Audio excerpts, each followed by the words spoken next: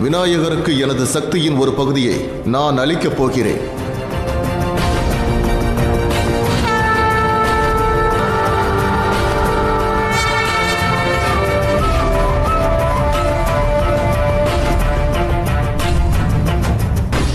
இங்கு வந்தார்கள். முதலில் அனைவரிடமும் ஆசி பெற்றுக்கொள். அதன் பிறகு எனது கைகளால் உனக்கு உணவு ஊட்டுகிறேன். ஆனால் தாயே, ஆசீர்வாதம் பெறுவதற்கு எனக்கு முதலில் உணவளிக்க வேண்டும். விநாயகா, எதுவும் கூற வேண்டாம். எனக்கு இப்பொழுதே உணவு வேண்டும். தாங்கள் ஆசை வழங்கிக் கொண்டே இருங்கள். நான் உணவுக்காக காத்துக் கொண்டிருக்கிறேன்.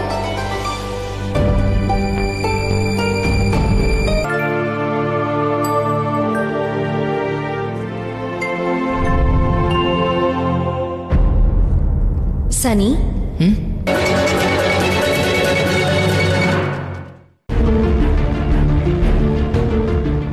தாயே, தாங்கள் ஏன் கவலை கொண்டிருக்கிறீர்கள்? செல் சனி, பார்வதி தாயார் உன்னை அழைக்கிறார். உடன் சென்று விநாயகருக்கு ஆசி கொடு.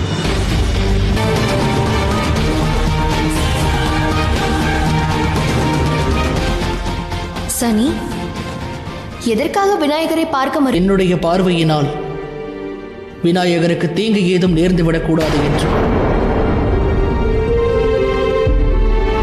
அறிந்து நான் மகிழ்ச்சி கொள்கிறேன். சனி, நீ உன் தாயாருக்காக புரிந்த அனைத்தையும் நாங்கள் அறிவோம். சனி, நீ தாய்மையை போல் இது உன் பார்வை படவே கூடாது.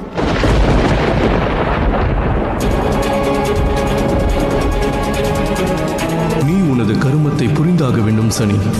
நிச்சயமாக இயற்கை உன்னை அதை புரிய வைக்கும்.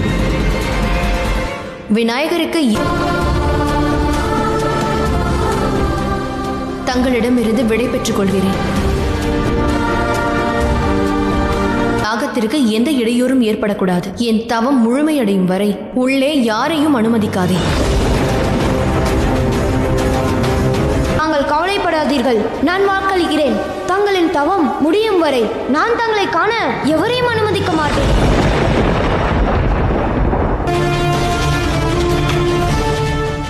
சனி, தாங்கள் அனைவரும் செல்லுங்கள்.